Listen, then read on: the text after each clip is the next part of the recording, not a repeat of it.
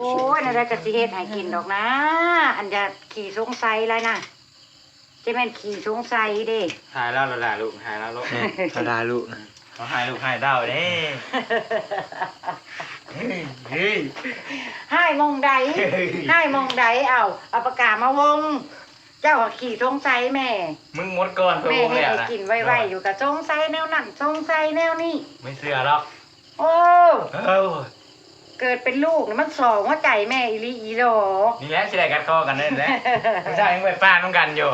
มาวันนี้อะไรสิตีกันอีกแล้วกราบสบายดีงามครับจ้าพี่น้องจ้ายินดีต้อนรับสู่ช่องแม่น้องบอยคือเก่าคือเดิมเด้อจ้าสบายดีเบิดทุกคนเด้อพี่น้องน้องบอยกะแกล้งแม่คือกัน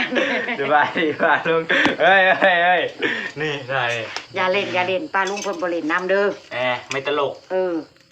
บ่เล่นเด้อกำลังซีเรียสกับข้าวจี้กำลังใหม่นี่เอาไม่เอาแบบไหนลูกเอาไม่เอาแบบไม่ไหม้ใช่ไหมลูกใช่พี่น้องเห็นเมนูปลาบัวสิเฮ็ดสู่ลูกกินบ่นี่เบิดแนวสิเฮ็ดละจ้าเบิดแนวสิเฮ็ดละจ้าคือใช้หยังก็บ่อยากกินพี่น้องเอ้ยจี้แล้วไปสุดท้ายก็ลงที่ข้าวจี้จ้ะข้าวจี้ทาไข่จ้าพี่น้องจ๋ามาเด้อจ้ามาเจ็บแขวน้ำปลาบัวกับลูกๆเด้อจ้าพี่น้องเมนูเจ็บแขวจ้าอันนี้เพื่อนเอิ้นว่าเมนูเจ็บแขวจ้าพี่น้องจับกล้องบนถนัดแหละจับแต่มัดเข่าเพราะว่าไปน้องบอยก็ได้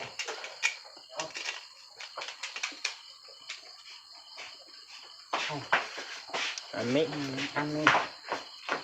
นี้กับพ่อเมนูเจ็บแขวปะปัวแล้วละบอยายแอดเอ้ยยังบ่ทาคอยในเด้อทาคอยในเด้อพี่หาเจ้าได้เขาเจ้ายังบนทันเลี้ยงอยู่ยังจะเริ่มเลี้ยงพอแล้วป้าคอยเด้อให้เสียป้าคนให้ตังป้านั่นสิว้าวพี่น้องที่ประมาณคนประบัวแล้วบ่เนี่ยนะเมนูไข่ประบัวนี่เป็นตาชิใหม่แท้โอ้ประธานในลงมือจักดีมันก็เริ่มเลี้ยงห้องกะจิประมาณว่าสุกแน่จักหน่อยประมาณอาทิตย์เดี๋ยวให้พอเกี่ยวได้คือเปลี่ยนเมนูเลยเด้อยังว่าคือใส่ยังกับบ่อยากแต่มีอยู่แนวกินนะคะมันบ่อยากมันจักกละคือจะกินแล้วนี่ป้าบัวนี่ละคือเองพี่น้องเอ้ยมาเด้อมันบริคือจ่ายก่อนท่านเมื่อยกันใจกาที่บ่อยากแห้งบ่อยากเนาะนั่นน่ะเนาะซีนนี่ค่อยแห้งบ่อยากเด้อซีนเนื้อนี่เมื่อจะสุกอยู่บนไหมบ่สุกรอบเดียวพอเขาไม่แห้งคักเยอะเลี้ยงอะไรจะสบายยังไงเขาไม่แห้งจี้หอมเนาะมาเด้อพี่น้องว้าวจี้เขาจี้เด้อพี่น้องเด้อเมนูมื้อนี้เมนูปลาบัวเฮ็ดสู่ลูกๆกินก่อนละ5 บาทเพื่อได้อยู่ตามตลาดนั่นว่าลูกนานพี่น้องคันใส่ไข่กับก้อนละ10อยู่ตลาดแถวโคราชนานคันปิ้งธรรมดาห้วยเกลือกับก้อนละ5 บาทปิ้งแบบทุลักทุเลปิ้งแบบปั้นมือพี่น้องปิ้งเองก็ได้นะเราวิกซื้อไข่ได้2 ลูกกูลูกละ5 บาทเกินไปครับเอาอยู่ฝุ่นเข่าก็ซื้อได้บ่ได้คืออยู่บ้านเฮาเลยเฮ็ดเอามันพอดีแล้วสำนักญี่ปุ่นนะเขาน้ำก็ซื้อน้ำใส่ซื้อก็ยังได้ซื้อได้เขาก็ไปจอยแพงป่ะโอ้มันต้องเฮ็ดหลายอย่างในจอยเองนะพี่เอ้ยต้องไปแจ้งกรมประปายังอีกมันหลายแนวถามลูกพี่ไปแห้งอยู่ใกล้ลำธารต้องไปขออนุญาตนั่นแหละไปแห้งอยู่ล้างแห้งอยู่ไปลำธารก็ได้แล้วน้ำใจน่ะโอ้ยบัวฉลามต้องฮอดน้องบิ๊กคิดไม่ได้ที่ไปไปคออีหยังไปเฮ็ดงานอยู่ไปลำธารแล้วก็แล้วน้องแม่โอ้ยเมื่อกี้กระจมให้กันโยกนึ่งแล้วอันกับลูกชายหลานี่พ่อเลยเนาะพอแล้วต้องเอาแข็งเลยเจ็บแขวพ่อแล้วพี่น้อง ปลาไว้ไม่กระเนี้ยหรอเบ้ โอ้ยมันมาสีเหนียวมันก็แซ่บ กระนุ่ยเลย ว้าวพี่น้องมาเด้อเมนูใหม่ หมกเบา เมนูประบวก มุกบ้า หมกเบาคือน้อง กินข้าวจี เมนูประบวกคิดเองจ้ะประบวกคิดอยากเองจ้ะก็เลยจัดไปเลยข้าวจี่ทาไข่จ้ะพี่น้องมา เสียงอะไร มีเมนูต่อไปอยู่ดอกจ้าผมมีเท่านี้ดอกจ้า มาเป็นกัน อีบาทลูกอยู่ดอก เมนูที่สอง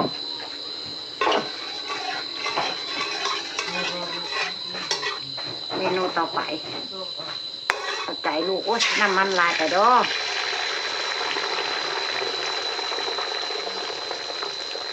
เด็กทานกับประจักษ์ให้ห่อนแล้วมันบ่ห่อนให้ปลาบุกอันนี้พี่น้องเอ้ย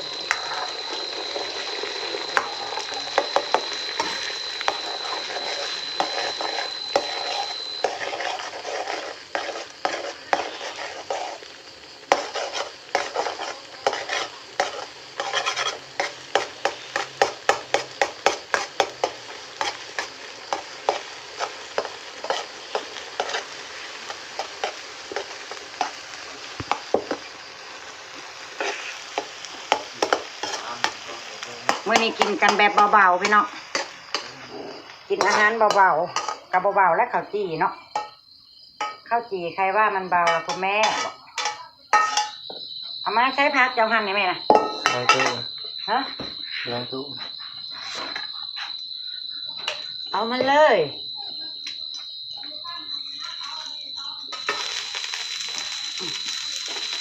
โอ้หันผักไงแท้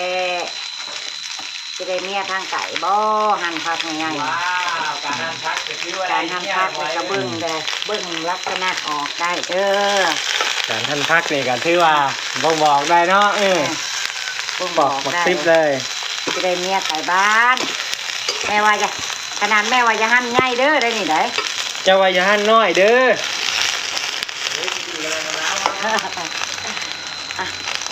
ใส่กระเทียมเกี่ยวลงไปในจังหน่อยพี่น้องพอมันหอม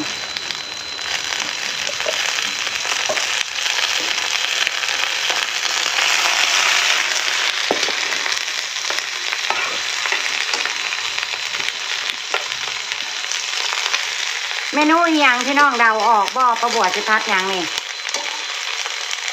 ให้พี่น้องเดาเบิ่งดูประบวชยังบดเสลย ดูพัดจะวุ้นเส้นเขาก็คือว่าพัดวุ้นเส้นพัดหมี่ฮะ ลองเดาเบิ่งดูพี่น้องประบวชเทศยังในลูกชายกินนี่เนาะจ้ะปรุงรสก่อนลองเดาให้ประบวชแน่ว้าวหอมดีเติมรสชาติให้เพิ่นก่อนจักหน่อย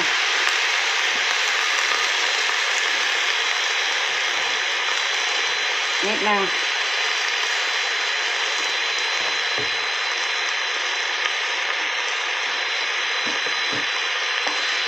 พี่น้องเดาออกบ่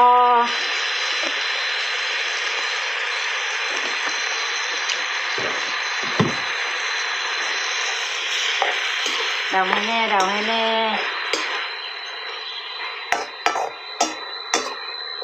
มาเด้อกินข้าวแรงน้ำปลาบัวน้องบิ๊กน้องบอยเดี๋ยวลุงพรยังบ่ข่าวบ้านอยู่พี่น้องบ่แม่นสิได้กินข้าวปลาลุงพรอีกแล้วบ่มื้อนี้เนาะน้องบอยไปก็กินปลาน้องบอยพริกไทยลงไปจักหน่อย โอเคเดี๋ยวพันมือพันแจ้งเขาเฮือนกับบ่แจ้งมืดคือเก่า มันคือเก่า ออกทำงานมืดเขาเฮือนกับมืด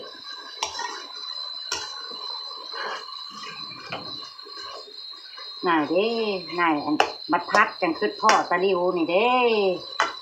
เวลาไปแล้วบ่คือพ่อจ้าเกลือบัดพัดแล้วขึ้นเราได้โอ้ลืมซื้อตะลิวเติมซีเพิ่นก่อนหน่อยหนึงมันคือหรือโพดบ่ซีสั่นนี่ก็ได้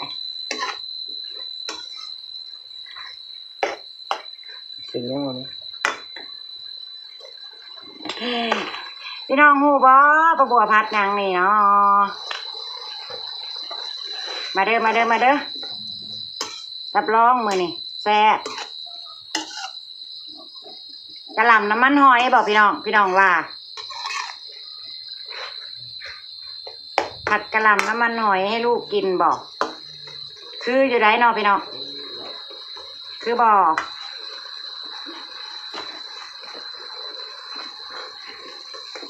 ผ่าเอาไข่ลงทีหลังแทนน้องบิ๊กขอมาน้องบอยกับบวกกับบอยอยากกินแนวแข็งพี่น้องกับพอดีเลยแม่จัดให้ส่วนเมนูของประบวกกับเขาจี้จ้ะ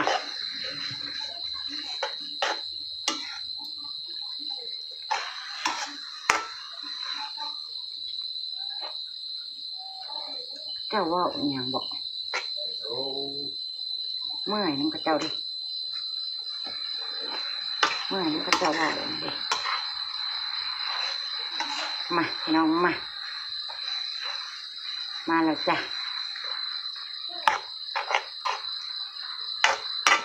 เมนูของลูกๆก็บัวมาม่าผัดไข่จ้ะพี่น้อง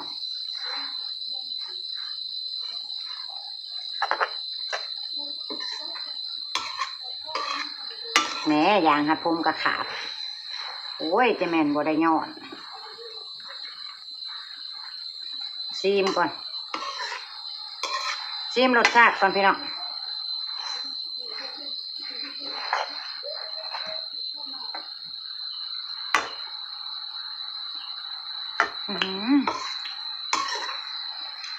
แซ่บสุดยอดในปัตตภี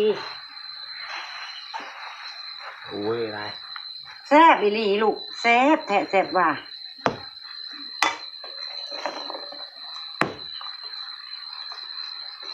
ลงไปปั่นในหัวครัว ฮะ ปั่นในหัวครัว กล่องใหญ่ๆนะบ่ เขาเอิ้นบ่แต่เก่าเขาคือว่ามีรถเขาเองบ่แม่นบ่ช่วงในหัวครัวนะเอามีไหนรถเขาเจ้าพี่น้องเขาเจ้าอยู่ปักช่องเด้ เขาย่านคนให้มือมาปานนี้ ไทยรถไทยอันผ่านเขาก็เอาเลยเนาะป้าหอมเลยพี่น้องมานี่หอมราคาดินแล้วนะมาเด้อสาวเส้นน้ำน้องบิ๊กน้องบอยมากินน้ำกันแล้วก็แล้วพี่น้องเสร็จแล้วมาเด้อป๊อดมาม่า4 ห่อพี่น้องป้าบัวย่านลูกบ่อิ่ม4 ห่อเน้น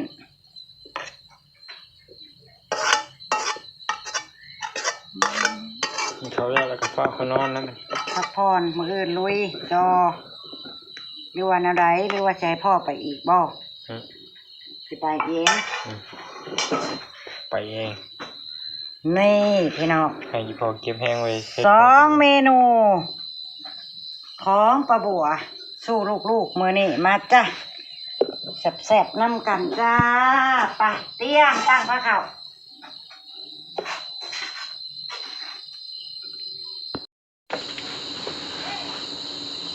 มาพี่น้องมาแบ่งไว้ให้ลุงพรก่อนไปดีมาจ้ะพี่น้องมาป้าบัวสิแบ่งไว้ให้ลุงพรก็บ่มาแล้วบ่ทันแล้วที่พาลูกกินก้อนแล้วพี่น้องเอาก็บอกเอาบ่วงเอามาดูไม่ถูกกินมาลูกแบ่งไว้พอกัน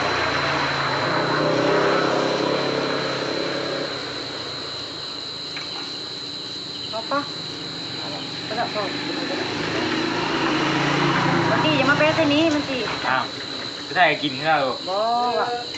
ได้ไรจะได้กินที่เก่าอยู่จะแม่นเฮ้ยคนที่จะแยกไว้แต่ไม่พอก็มาอันนี้เอาดิก็บอกจานมาเลยจะกินนั่นนี่หรือเปล่าจานมาของไปของมันเอาไปให้ลุงพรน้ำมันข้าวจี่จ้าเปิดลุงพรอยากกินคนละก้อนพี่น้องมาเอียงเอาดีลืมเอียงเอาลูกนิ้วขอจี่หน่อยว่างลูก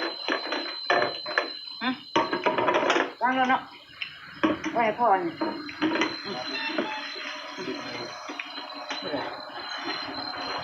มาฮะ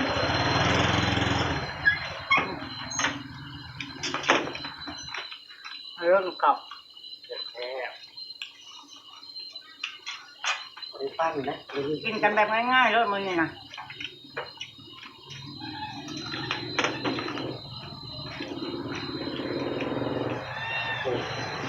น้ำไม่ใช่นะเกิดเจ๊บอกทำไมนะไม่จับกะทิ เขาเจอคิดหรือเช้าอ่ะ ที่หมาก่อนเจอ โอเคคนนี้20คนเช้า40คนชุดสองเสื้อ เขาจี้จ้ำแจวบองแซ่บเด้อพี่น้องลืมมาเด้อขั้นมามา เสียแล้ว เรียบร้อยโหดนะจ๊ะตันแล้ว อาจารย์น้อยมาได้มาห้ามโบราณก็ได้นะมาห้องกิน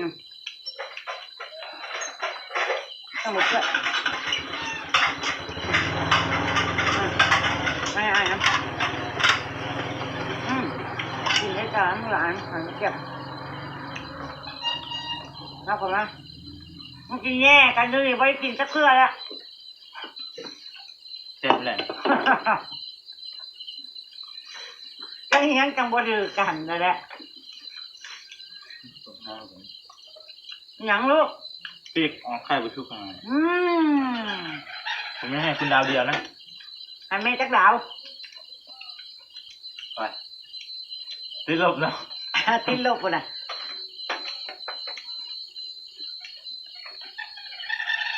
เป็นสิบหักหมดไม่ใช่ลดหักอีก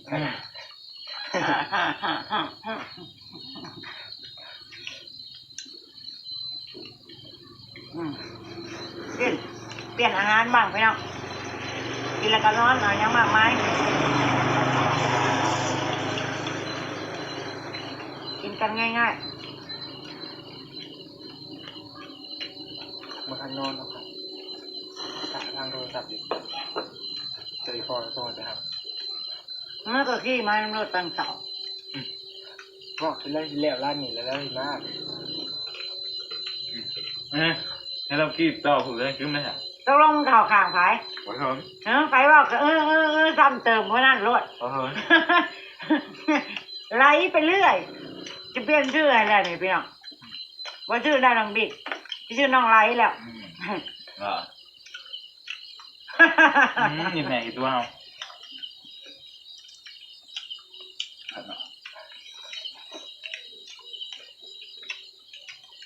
ไม่ต้องไล่ชื่อไม่อยากได้บอกแบบคำผ่าน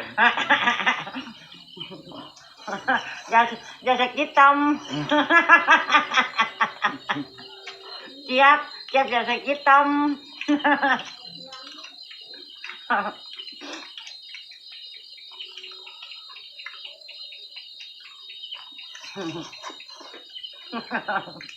เพื่อนจะไปเจอคำผ่าน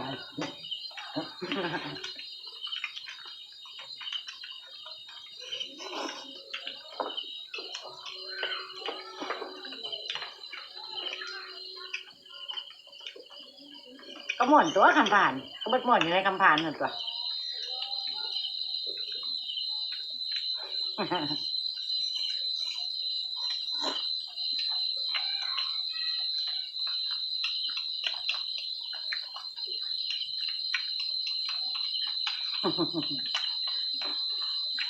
จะเป็นเรียบร้อยแล้วนักแล้วอยู่ดีก็หัวเองเรียบร้อยแล้วเดี๋ยวนะคนไปเบิดแล้ว ไม่ได้กินข้าวแว่ผ้าเลยผ้ากันผ้าหมอก่อนแล้วทั้งมือหัวเออ ยังกินพัดมาม่ากับข้าวจี้มันเป็นอะไรมันเข้ากันอยู่กับแจ่วบอง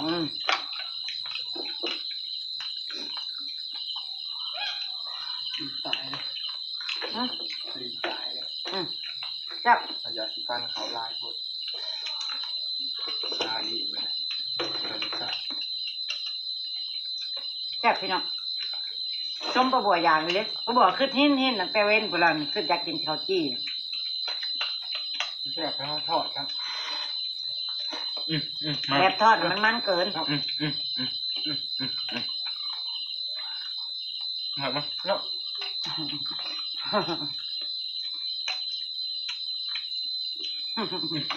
เบิ่งไหนมันก็รสน้ำไหน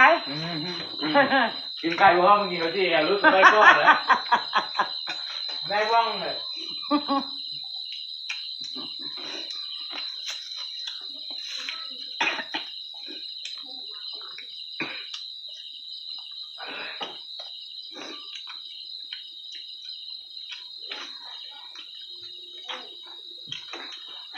ไม่รู้ว่า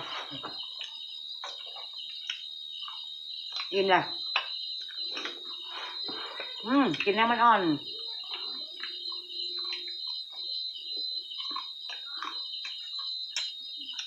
แต่ยังว่าเมนูแม่ข้าวจี้นี่นะชุโตบ่ต้องกินน้ำก็ได้เมนูชุโตผัดเจ็ด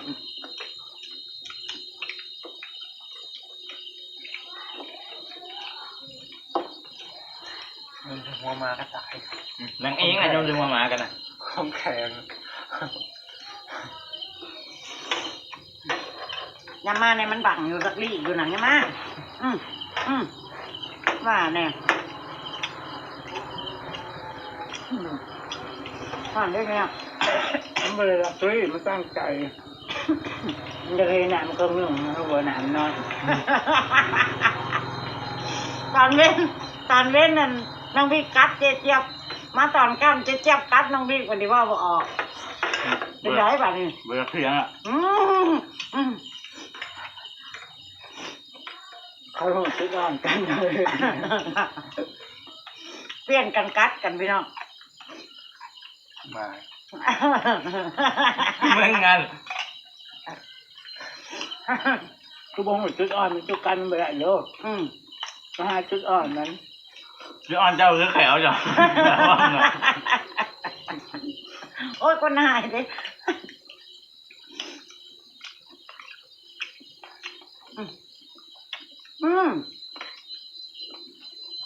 แม่คิดว่าสิบเบิดเลย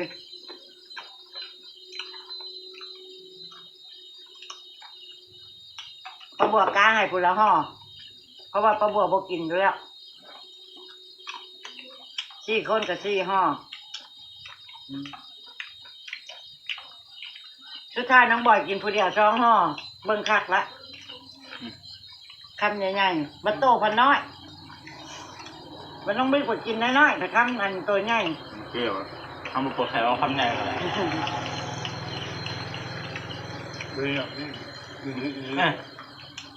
ทางนี้ก็เล็มเทิงทางนี้ไปเล็มลุ่มจังสีเหี้ยจังใดเล็มลุ่มเป็นฟันแท้อีกข้างในน่ะ ท่านปอมเป็นปาก มันบอกมันปากว่ะไม่ทำเดียวฟันแท้มันจะแมง2 เหลี่ยมว่าแล้วเหลี่ยมอื่นก็บ่แมงฟันปอกเจ้าก็ไม่ใช่ฟันปอกนะ ยังไม่ได้รู้ บุรุษอันนี้ยิ่งดูบุรุษน่ะ ไม่หัก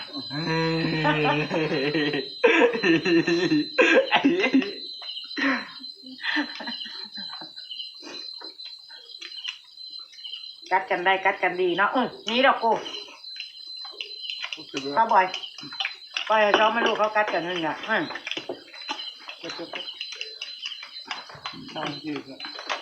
ทำลาพระจ่าไว้จ้าพี่น้องพ่อประบวชเลยขอบคุณในคลิปหนาจ้าขอบคุณทุกกำลังใจขอบคุณทุกไลค์ทุกแชร์ขอบคุณทุกการติดตามเด้อพี่น้องเด้อฝากเบิ่งโฆษณาให้ประบวชและครอบครัวในเด้อพี่น้องพอมีกำลังใจเมื่อยไปได้กันที่สู่จ้าไปแล้วจ้า สบายดี